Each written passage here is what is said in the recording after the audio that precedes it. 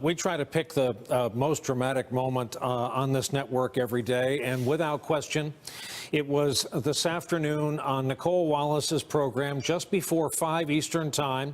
Our mutual friend Steve Schmidt, one of the better minds out there in geopolitics, talked about the stakes and what he's calling the possibility of the second Korean War. Let's listen.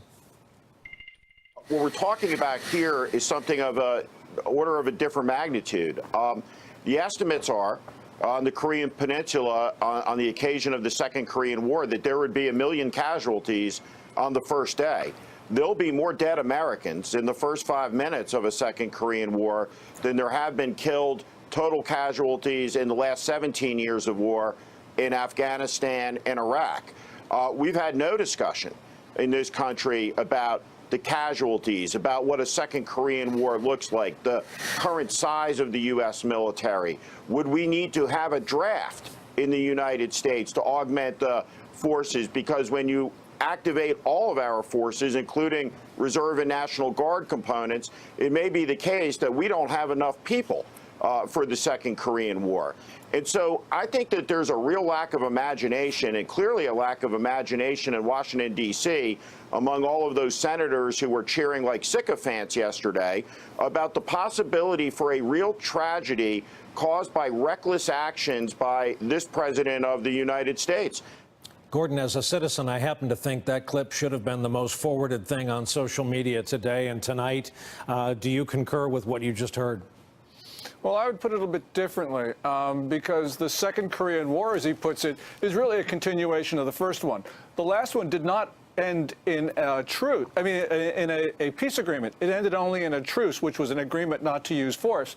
So the Second Korean War could actually be the world's third world war. And we could talk about the world's first nuclear exchange, and not just between North Korea and the United States. It could be North Korea and China on one side and the United States on the other. We could be talking about casualties not in the millions, not in the tens of millions, but in the hundreds of millions. I'm not saying that's probable, but I am saying that is one of the possible scenarios going forward, because we're talking about a war that is beyond everyone's imagination.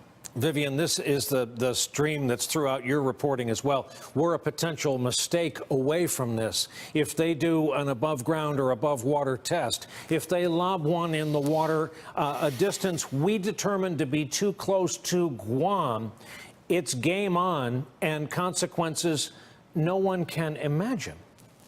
Absolutely. And U.S. officials are constantly reminding us that it's not just about whether a rocket can hit the United States. We have troops in South Korea. We have troops in Japan. We have a lot of assets and at stake in that region alone, and not to mention our allies there as well.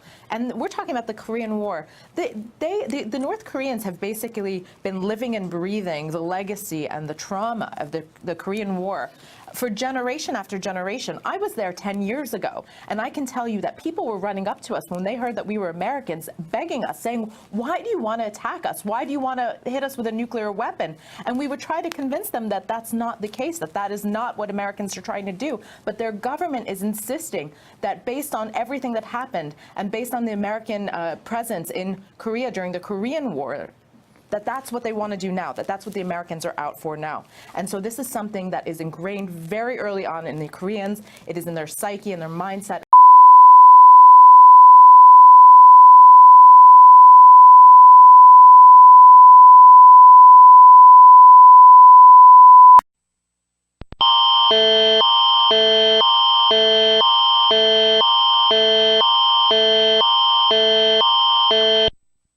We interrupt our programming.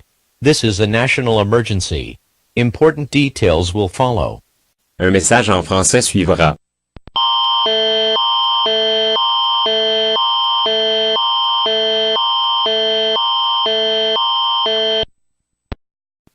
The following message is transmitted at the request of the Canadian government.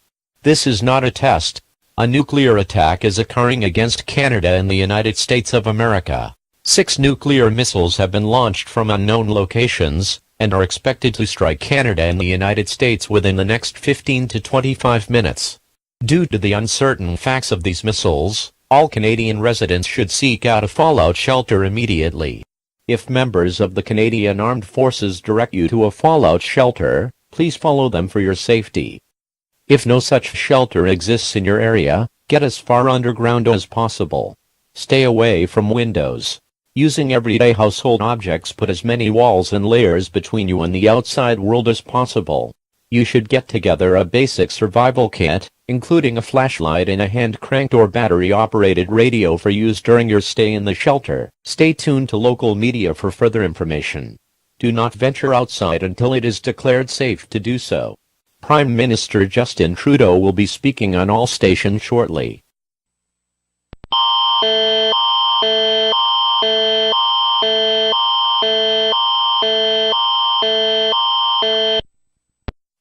Nous interrompons notre programmation. Ceci est une urgence nationale. Des détails importants vont suivre. Le message suivant est transmis à la demande du gouvernement canadien. La commande nord-américaine de défense aérospatiale a détecté le lancement de 6 intercontinentaux.